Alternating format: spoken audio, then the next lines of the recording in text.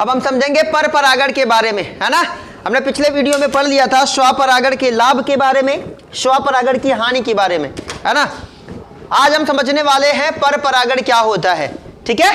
तो पर परागण, पर माने क्या होता है, दूसरों द्वारा, है ना, दूसरों द्वारा यानी कि अलग अलग जीवों द्वारा या अलग अलग माध्यम द्वारा किया गया परागण क्या कहलाता है, पर परागण। पर माने क्या होता है, पर माने होता है दूसरों द्वारा या दूसरे के द्वारा। जैसे आप नहीं समझ में आ रहा तो एक वर्ड होता है परोपकार। आप बोलते हो ना हमने दूसरे के ऊपर क्या किया, उपकार किया, तो उसे आप क्या कहते हो, परोपकार कहते हो। ठीक उसी प्रकार से होता है पर परागण। क्या होता है परागण, हमने जाना था कि जब परागकोश से परागकण का वर्तिकाग्र तक स्थानांतरण क्या कहलाता है, परागण कहलाता है। यानी कि परागकोश में परागकण का निर्माण होता है और जब वही परागकोश क्या हो जाए, फट जाए, उसका स्फुटन हो जाए, वहां से परागकण का निकल के वर्तिकाग्र तक जाना ही क्या कहलाता है, परागण कहलाता है। जिसमें से दो प्रकार होते हैं, एक होता है स्वपरागण, दूसरा होता है परपरागण। हमने स्वपरागण पढ़ा था, अब हमें समझना है परपरागण के बारे में। तो थोड़ा सा समझ लेते हैं पहले पर परागण के बारे में, क्या होता है पर परागण, ठीक है। तो देखिए, ऐसा परागण जो दूसरों के द्वारा किया जाता है उसे क्या कहते हैं, पर परागण। ये इसके माध्यम पूछा जाने वाला क्वेश्चन है कि पर परागण के कितने माध्यम, तो पर परागण के 3 माध्यम होते हैं। कौन कौन सा होता है बेटा, जल, जीव और तीसरा क्या होता है, वायु होता है। ध्यान में रखिएगा। मतलब क्या है कि कुछ ऐसे पौधे होते हैं, पहला वाला समझते हैं, कुछ ऐसे पौधे होते हैं जो जल में पाए जाते हैं। माध्यम का मतलब जैसे कोई चीज, जैसे आप स्कूल आते हो तो किसी ना किसी चीज के माध्यम, जो साइकिल से आते हैं उनका माध्यम क्या हुआ, साइकिल। जो बाइक से आएंगे उनका माध्यम क्या होगा, है ना। जो बस से आएंगे उनका माध्यम क्या होगा, बस। ये क्या है आपकी, वही बात कह रहा है कि माध्यम भाई परागकण। अभी देखो, है ना, तो यहां बनेगा भाई, यहां होगा परागकोश, ठीक है। फूल पे ध्यान ना देंगे, ठीक है। अब देखिए यहां क्या है, यहां बनेगा परागकण, यहां से परागकण को कहां तक आना है भाई, इसे आना है वर्तिकाग्र तक, इसका अवतरण यही होना है। तो किसी ना किसी माध्यम से ही तो ये यहां पे आएगा। अगर पहला माध्यम हम मान लेंगे जल द्वारा, तो याद रखेंगे जो जल द्वारा परागण होता है वो हमेशा किसमें होता है, जलीय पौधों में। जलीय पौधों का मतलब क्या है भाई कि परागकण क्या होगा, जब ये परागकोश फटेगा तो परागकण नीचे गिरेगा। अगर ये जल में होगा, मान लो ये जल में डूबा हुआ पौधा है, तो यहां से परागकण जब गिरेगा तो कहां गिरेगा, जल में गिरेगा ना। और अगर मान लो धारा इधर की बह रही है, धारा का प्रवाह इस दिशा में हो, तो यहां से परागकण बहते बहते बहते बहते कहां आएगा, वर्तिकाग्र पर आएगा कि नहीं आएगा। चलो एक सवाल यहां बनेगा कि अगर यहां पे अगर ये परागकण पानी में गिरेगा तो क्या ये नष्ट नहीं हो जाएगा। आपको जब परागकण पढ़ाया गया था तो परागकण के बाहर एक आवरण पाया जाता है जो किसका बना हुआ होता है, स्पोरोलेनिन का बना हुआ होता है। याद है कि नहीं याद है, परागकण के बाहर का जो आवरण होता है वो किस पदार्थ का बना हुआ होता है, स्पोरोलेनिन का। और जहां पर यह स्पोरोलेनिन नहीं होता है वहीं एक संरचना का निर्माण होता है जिसे हम क्या कहते हैं, जनन छिद्र के नाम से जानते हैं, जिसे हमने पढ़ा हुआ है। तो देखो अब क्या होता है, देखो ये प्रकृति का सिस्टम कि जब ये परागकण क्या करता है, जब परागकण इस पानी में गिरता है ना, तो इसके मान लो ये परागकण है, इसके बाहर एक आवरण बनता है। वो आवरण किस चीज का बनता है, मोम का बनता है। किसका बनता है, मोम का बनता है। और आप मोम की विशेषता जानते हो कि मोम में पानी नहीं लग सकता। अब क्या होगा, ये देखो परागकण क्या हुआ भाई, पानी में गिरा, बहते बहते बहते बहते वर्तिकाग्र पर आएगा और वर्तिकाग्र में पाया जाता है एक विशेष प्रकार का रसायन, एक विशेष प्रकार का रसायन पाया जाता है। और यहाँ चिपचिपा तरल पदार्थ होता है जो परागकण को क्या कर लेता है, पकड़ लेता है, अवशोषित कर लेता है अपनी तरफ। जहां बाद में इस परागकण का क्या होगा, अंकुरण होगा और ये पराग नलिका का निर्माण करेगा, बाद में बीजांड में प्रवेश करेगा, जिसे हम आगे पढ़ेंगे। तो जल द्वारा परागण समझ में आया। याद रखेंगे कि जल द्वारा परागण सदैव जलीय पादपों में होगा, लेकिन खासियत क्या होनी चाहिए, परागकोश उसमें बाहर होते हैं और वर्तिकाग्र भी जल के बाहर पाए जाते हैं। ठीक है, यह हो गया भाई क्या, जल द्वारा परागण। अब समझ लेते हैं वायु द्वारा, क्योंकि इंपॉर्टेंट है जीव वाला, इसीलिए पहले वायु वाला समझ लेते हैं। आप अपने आसपास देखते हो कि आपके एरिया में कोई ऐसा नया पौधा उगा है जो कि आसपास कहीं नहीं था, है ना। तो कैसे आखिर ये उग गया, क्योंकि आप जानते हैं परागकण, जब हमने परागकण का जीवन काल पढ़ा था तो कई ऐसे परागकण होते हैं जिनका जीवन काल कई महीने तक का होता है। तो वायु के माध्यम के यानी कि हवा के माध्यम से वो उड़कर क्या करते हैं, किसी दूसरी जगह पे किसी पादप के वर्तिकाग्र पर क्या हो जाते हैं, अवतरित हो जाते हैं, और जब बीज का निर्माण होता है तो बीज वही नीचे गिरता है और जिसकी वजह से एक नए पादप का क्या होता है, निर्माण होता है। तो वायु द्वारा परागण का मतलब क्या है, अभी मान लो ये परागकोश है ना, मान लेते हैं क्या भाई, मान लीजिए ये परागकोश है। अब हवा बहेगी, है ना, इसका स्फुटन हुआ, अब हवा बहेगी तो परागकण उड़ेगा कि नहीं उड़ेगा, बिल्कुल उड़ेगा, उड़कर किसी पुष्प के वर्तिकाग्र पर पहुंच जाएगा। तो ऐसा परागण क्या कहलाता है, वायु द्वारा परागण। अब आगे समझते हैं जीव द्वारा। अब यहां पे बहुविकल्पी सवाल बनेगा कि सबसे ज्यादा परागण किसके द्वारा होता है, तो जीव द्वारा होता है। पृथ्वी पर सबसे ज्यादा परागण किसके द्वारा होता है, तो जीव द्वारा होता है। अगर पूछे कभी जीव में सबसे ज्यादा परागण किसके द्वारा होता है, तो कीट के द्वारा होता है। ये हम पहले से भी जानते हैं, है ना। तो परागण सबसे ज्यादा किसके द्वारा, पर परागण सबसे ज्यादा किसके द्वारा होता है, जीव द्वारा। जीव में सबसे ज्यादा किसके द्वारा होता है, तो कीट के द्वारा। कीट की स्पेशलिटी, विशेषता हम जानते हैं, वे जीव जिसमें 6 पैर 2 पंख पाए जाएंगे वो क्या कहलाएंगे, वो कहलाएंगे कीट। जैसे आप भंवरा देखते हैं, मक्खी देखते हैं, बर्र देखते हैं, है ना, जो पीला वाला होता है उसे क्या कहा जाता है, उसे बर्र के नाम से जाना जाता है। वो पर परागण के लिए क्या है, जिम्मेदार है ना। औसतन 1 से 2 ग्राम शहद बनाने के लिए मधुमक्खी को क्या करना पड़ता है, लगभग 20 लाख फूलों तक जाना पड़ता है। जिस शहद का आप उपभोग करते हो, अब आप सोच सकते हो कि एक छोटी सी मधुमक्खी है, उसका मुंह कितना बड़ा होगा, वो कितना रस लेके आएगी। क्यों वो पोषक तत्व, क्यों शहद में इतने पोषक तत्व होते हैं, क्योंकि वो अलग अलग पुष्पों के रस होते हैं। रस का मतलब क्या है, वो पोषक पदार्थ होते हैं जो मिलके शहद का क्या करते हैं, निर्माण करते हैं। चलिए शहद की कुछ स्पेशलिटी, कुछ विशेषता आपको बता दें। शहद में अगर किसी कागज के ऊपर आप शहद गिरा के अगर आप चेक करना चाहते हो, अगर आपके घर पे आया है शहद वाला, तो आप पता कर सकते हैं। कैसे पता करेंगे, 2-3 तरीके मैं आपको बता रहा हूं, पहचान लेंगे। पहले शहद को क्या करें, है ना, एक पेज पे गिरा दीजिए, एक किसी भी पेज पे गिरा दीजिए और फिर आग लगा दीजिए। तो ध्यान देंगे कि कागज नहीं जलेगा। कब तक नहीं जलेगा, जब तक शहद का अंश होगा। अगर वो शहद होगी तो शहद जलना प्रारंभ कर देगी, समझ रहे हैं। कागज नहीं जलेगा, वो उसकी स्पेशलिटी है, क्योंकि शहद में आग लग जाएगी और लास्ट में जब शहद की मात्रा खत्म हो जाएगी तो कागज में आग पकड़ेगी। दूसरी अवस्था, किसी बर्तन में, कांच के बर्तन में क्या करें, आप शहद को डालिए और उसके बाद अचानक से झटके से क्या कर दें, झटके से बर्तन को उलट दें।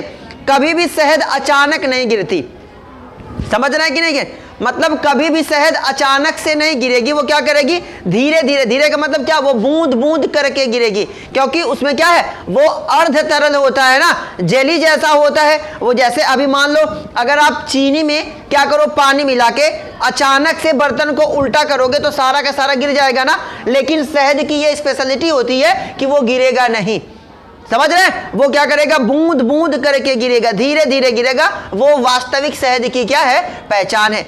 तीसरी विशेषता अगर आप समझना चाहो, अगर आप क्या करो, अपने कपड़े पे गिराओ, है ना, अगर आप अपने कपड़े पे शहद को क्या करो, मान लो ऐसे आपका ये कपड़ा है मेरा, अगर यहां मैं शहद को गिराऊं, अगर यहां मैं शहद को क्या करूं, गिराऊं, तो शहद मेरे शर्ट पे लगेगा ही नहीं, वो क्या करेगा, लुढ़कता हुआ नीचे गिर जाएगा। ये शहद की विशेषता है। बात समझ में आ गई? तो आप शहद को ऐसे पहचान सकते हैं। या फिर अगर किसी मधुमक्खी, अगर आपके घर पे कुछ नहीं मिलेगा तो चींटा तो मिल ही जाएगा, है ना, उसे क्या करें, शहद में ऐसे गिरा दें, उसके पैर में एक बूंद भी शहद नहीं लगेगा, अगर वो वास्तविक शहद है तो। बात समझ में आ रही है? अगर उसमें मिलावट की गई होगी, जैसे चीनी डाला गया होगा, तो उसके पैर में वो क्या करेगा, चिपक जाएगा, जिसकी वजह से उसमें चींटा क्या हो जाएगा, फंस जाएगा। बात समझ में आई कि नहीं आई? तो ये पहचान है किसकी, शहद की।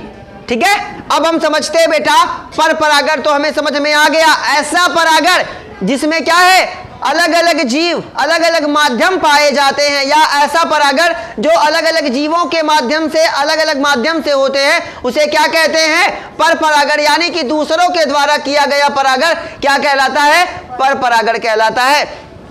अब एक बात आएगी कि पर परागण आखिरकार होता किसमें है, एक लिंगी जीवों में या फिर द्विलिंगी जीवों में। तो या एक लिंगी में भी हो सकता है या द्विलिंगी में भी हो सकता है, यानी कि पर परागण एक लिंगी जीव में भी पाया जा सकता है और द्विलिंगी जीव में भी पाया जा सकता है। और एक स्पेशलिटी हमने स्वपरागण देखा था कि स्वपरागण केवल एक ही जाति के पुष्प में होगा, यानी कि अगर गुलाब का परागकण है तो गुलाब के ही वर्तिकाग्र पर जाएगा, लेकिन पर परागण में ऐसा नहीं होता। गुलाब का परागकण गुलाब पर भी जा सकता है और गुलाब का परागकण, है ना, गुड़हल के भी वर्तिकाग्र पर जा सकता है, यानी कि एक पादप, एक जाति के पादप का परागकण दूसरी जाति के पुष्प के वर्तिकाग्र तक जा सकता है।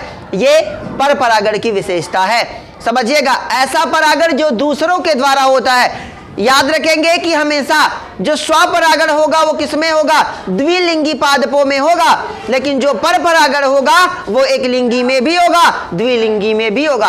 अगर मान लेते हैं यही कोई पुष्प क्या है, एक लिंगी है, मान लेते हैं ये नर वाला भाग है, अगर ये नर है तो इसमें वर्तिकाग्र नहीं होगा, आप जानते हो, तो यहां से यहां परागकोश ही होगा केवल इस पुष्प में, दलपुंज होगा, है ना, सारी संरचनाएं होंगी, लेकिन उसमें वर्तिकाग्र नहीं होगा। तो यहां से परागकोश, यहां से परागकण को मादा भाग तक जाना होगा ना। अगर ये एक लिंगी होगा तो, अगर ये एक लिंगी पौधा है, मान ले भाई ये एक लिंगी है, तो यहां से परागकोश के अंदर परागकण, ये मान ले गुड़हल का है, हालांकि गुड़हल द्विलिंगी होता है ना। एक लिंगी की बात हम करें, मान लीजिए पपीता है ना, यहाँ पे है एक पपीता का पेड़, ये नर वाला है, कहीं दूर पे मादा वाला है जिसमें वर्तिकाग्र होगा, तो यहाँ से वहां तक परागकण को जाना होगा ना भाई। तो एक लिंगी में क्या हो सकता है ना, तो उसके लिए कौन सी विधि चाहिए, हमें पर परागण चाहिए। अब यहां से अपने आप अगर भाई यहां से हवा के माध्यम से गया तो भी पर परागण, कोई जीव लेके गया तो भी पर परागण, और पपीता पानी में तो होगा नहीं, तो जल माध्यम बन नहीं सकता। दो ही माध्यम इसमें हो सकते हैं, या तो जल या तो वायु, है ना, सॉरी, या तो वायु या तो जीव, दो ही माध्यम इसमें हो सकते हैं, तीसरा माध्यम तो इसमें अवेलेबल ही नहीं होगा। बात समझ में आई? पर परागण ऐसा परागण जो एक जाति या दूसरे जाति के पादप में हो सकता है, या फिर जो जल, जीव और वायु द्वारा परागण किया जाता है, उसे हम क्या कहते हैं, पर परागण कहते हैं। कुछ युक्तियां होती हैं पर परागण की जो आज हम समझने वाले हैं, जो आज का हमारा इंपॉर्टेंट टॉपिक है। पर परागण के लिए युक्तियां, कितने तरीके से पर परागण हो सकता है। पहली सिचुएशन क्या होती है, पहला होता है एक लिंगता। अब आप जानते हो कि पुष्प कितने प्रकार के होते हैं, है ना, पौधे, पुष्प के आधार पे पौधे कितने प्रकार के होते हैं भाई, 2 प्रकार के। अब भाई आपने जब शुरू किया था इस चैप्टर को तो आपने एक पॉइंट समझा था कि पेड़ जो होते हैं वो 2 प्रकार के होते हैं, एक पुष्पी एक अपुष्पी, है ना, मतलब जिसमें पुष्प लगते हैं उन्हें क्या कहते हैं, पुष्पी पादप, और कुछ ऐसे होते हैं जिसमें पुष्प नहीं लगते उन्हें क्या कहते हैं, अपुष्पी पादप। फिलहाल हमारा कॉन्सेप्ट वो नहीं है, हमारा कॉन्सेप्ट ये है एक लिंगता। एक लिंगता का मतलब आप जानते हो किसी पुष्प के कितने भाग होते हैं, स्पेशली 4 भाग होते हैं, दलपुंज, बाह्यदल, जायांग और पुमंग। तो अगर एक लिंगी की बात की जाए, एक लिंगता यानी कि या तो वो द्विलिंगी होंगे या तो एक लिंगी। एक लिंगी किसे कहेंगे, अगर किसी पुष्प में जायांग या फिर पुमंग, है ना, समझ रहे, जायांग या पुमंग दोनों में से कोई एक उपलब्ध हो, मौजूद हो, उपस्थित हो, तो उसे हम क्या कहेंगे, एक लिंगी कहेंगे। इसका एग्जाम्पल हमारा क्या है, पपीता। जबकि ऐसे पौधे, ऐसे पुष्प जिसमें क्या होगा, है ना, जिसमें नर भाग भी यानी कि जायांग और पुमंग दोनों पाए जाएंगे, उसे हम क्या कहेंगे, उसे कहेंगे बेटा द्विलिंगी। इसका एग्जाम्पल कौन सा है, इसका एग्जाम्पल है लौकी। गुड़हल भी आप लिख सकते हैं, इसमें कोई समस्या नहीं है ना। तो समझ में आ गया। तो पहली युक्ति क्या है भाई, एक लिंगता, या इसके लिए क्या होना चाहिए, एक लिंगी पुष्प में भी ये हो सकता है और द्विलिंगी में भी ये हो सकता है। मैंने अभी अभी आपको समझाया कि कितनी तरीके से हो सकता है। तो कभी अगर पूछे कि क्या पर अगर द्विलिंगी पादप में हो सकता है, बिल्कुल हो सकता है। अरे भाई अगर मान लो ये द्विलिंगी पादप है तो यहाँ इसका पराग कोश, यहाँ इसका वर्तिकाग्र, तो कीट बैठ के यहाँ से बैठ के यहाँ तो बैठ ही सकता है। या आप अगर हाथ से बागीचे में जाओ, आप अगर छूते हुए इसे जाओगे तो यहाँ से पराग कोश से परागकण आपके हाथ में लगेगा, वर्तिकाग्र तक जाएगा कि नहीं जाएगा, बिल्कुल जाएगा। बात समझ में आ गई। तो ये पहला विधि था। दूसरी विधि क्या है, स्वदूषण। पॉइंट समझिएगा, है ना, कि कुछ ऐसे पुष्प होते हैं, कुछ ऐसे पादप होते हैं, स्वदूषण, स्व माने स्वयं को क्या कर दे, दूषित कर दे, नष्ट कर दे। कुछ ऐसे पौधे होते हैं जिनका परागकण उनके लिए क्या काम करता है, विष का काम करता है, जहर का काम करता है। यानी कि कुछ ऐसे पादप होते हैं जिनके परागकण अगर उनके वर्तिकाग्र पर चले जाते हैं तो वो पूरे के पूरे फूल को ही क्या कर देते हैं, नष्ट कर देते हैं। इसे क्या कहा जाता है, स्वदूषण कहा जाता है। इसका एग्जाम्पल क्या है, आर्किड। बात समझिएगा, कॉन्सेप्ट समझिएगा। स्वदूषण, स्वयं को दूषित यानी स्वयं को नष्ट कर देना। कुछ ऐसे पादप होते हैं जिनका सामान्यतः किसी पुष्प का परागकण उसी पुष्प के वर्तिकाग्र पर जाता है तो हमें शुद्ध वंश प्राप्त होता है। लेकिन कुछ ऐसे पौधे होते हैं कि अगर उनका परागकण उन्हीं के वर्तिकाग्र पर अवतरित हो जाएगा तो पूरा का पूरा फूल क्या हो जाएगा, सूख जाएगा, नष्ट हो जाएगा। एग्जाम्पल इसका क्या है, आर्किड। ठीक है, आगे समझते हैं लैंगिक अनिषेचयता के बारे में, है ना। अब देखो, मान लो कोई पुष्प है जिसमें परागकण भी सही है ना।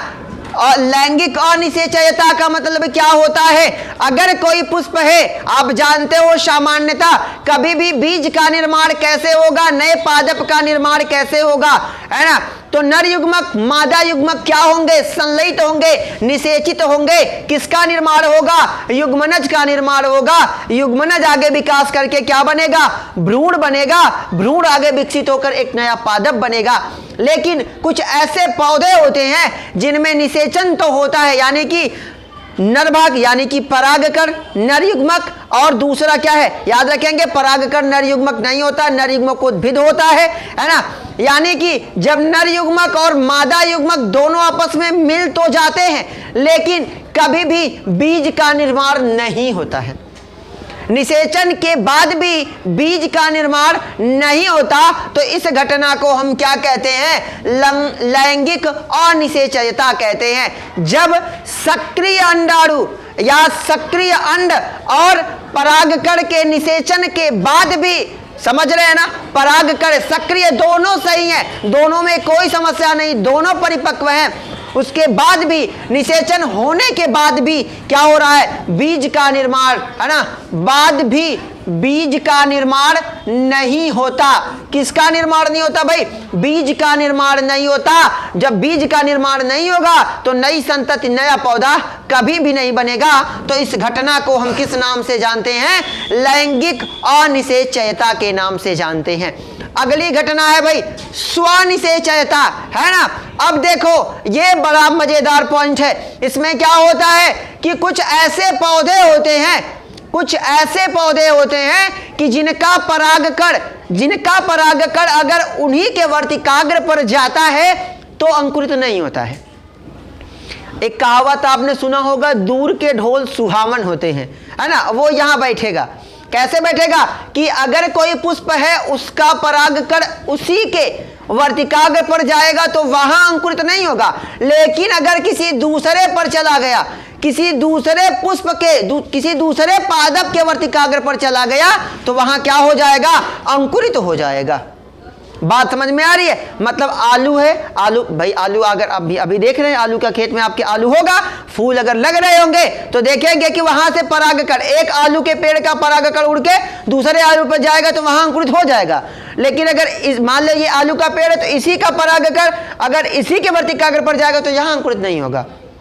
इस घटना को हम क्या कहते हैं, स्वनिषेचयता कहते हैं। ऐसी परिघटना जिसमें कोई परागकण अगर उसी पुष्प के वर्तिकाग्र तक जाता है, मतलब अगर दोनों परागकण द्विलिंगी पादप हो या एक लिंगी हो, अगर उसी पुष्प के परागकण पर जाता वर्तिकाग्र पर जाएगा तो जाहिर सी बात है वो क्या होगा, द्विलिंगी होगा, क्योंकि उसी पुष्प का वर्तिकाग्र की बात की जा रही है। यानी कि उसमें क्या होगा, उसमें क्या होगा भाई, उसमें वर्तिकाग्र भी होगा यानी जायांग भी होगा और क्या होगा, पुमंग भी होगा।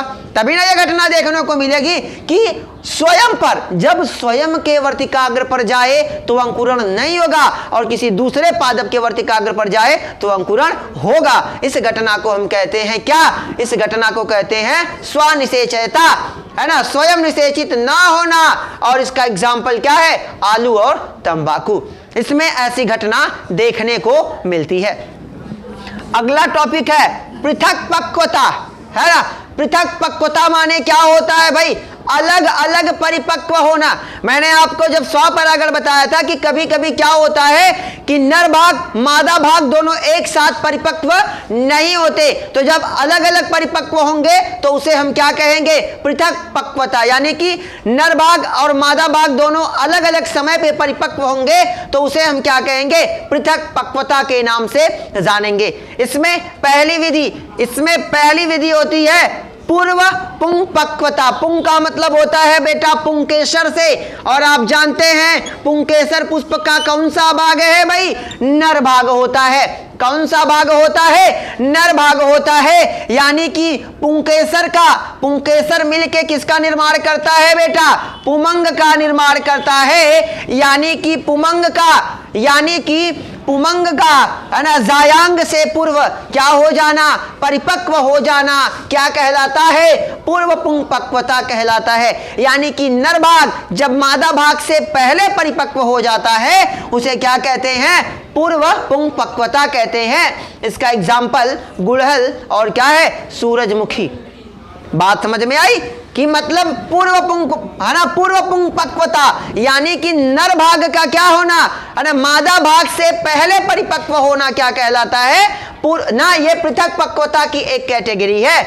ठीक है, सेकेंड वाला इसका जस्ट अपोजिट, यहां क्या हो रहा था, यहां नर भाग पहले परिपक्व हो रहा था तो यहां पे क्या है, मादा भाग पहले, है ना, स्त्री वाला भाग, है ना, पहले परिपक्व हो जाएगा। यानी कि इसमें पुमंग पहले परिपक्व नहीं होगा, इसमें पहले कौन परिपक्व होगा बेटा, इसमें पहले जायांग परिपक्व होगा। बात समझ में आ गई?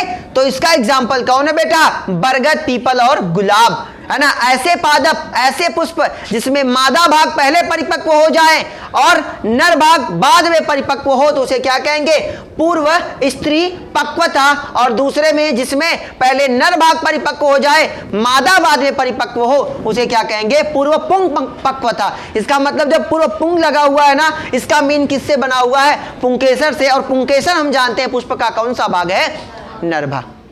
बहुत मार खाएंगे, नर भाग। ठीक है, आगे समझेंगे विषम रूपता। सामान्यतः आप देखोगे कि जो परागकोश होंगे वर्तिकाग्र होंगे वो आसपास ही होंगे, लेकिन कुछ ऐसे पादप होते हैं जिसमें वर्तिकाग्र तो बाहर होता है लेकिन परागकोश क्या होते हैं, गड़े हुए होते हैं, धंसे हुए होते हैं फूल में, है ना। इसके आधार पे उसे क्या कहा जाता है, विषम रूपता। परागकोश व वर्तिकाग्र की स्थिति के आधार पर, है ना, जिन फूलों में, जिन पुष्पों में परागकोश क्या होते हैं भाई, धंसे हुए होते हैं और वर्तिकाग्र बाहर होते हैं, उन्हें हम क्या कहते हैं, विषम रूपता। इनके रूप अलग अलग फूलों में देखने में ये अलग अलग दिखाई देते हैं, इसीलिए इसे क्या कहते हैं, विषम रूपता, है ना। परागकोश व वर्तिकाग्र की स्थिति के आधार पर ये दो प्रकार के होते हैं, है ना, द्विरूपी, और दूसरा क्या होता है, त्रिरूपी। कभी अगर पूछे कि द्विरूपी का एग्जाम्पल क्या है तो वो है प्रिमुला और अलसी। अगर त्रिरूपी का पूछे तो आप क्या बताओगे, खट्टी और बूटी, है ना। तो ये हो गई आपकी पर परागण की कुछ विधियां। अगले वीडियो में, अगले टॉपिक में हम जानेंगे पर परागण के लाभ और हानि के बारे में। Best of luck.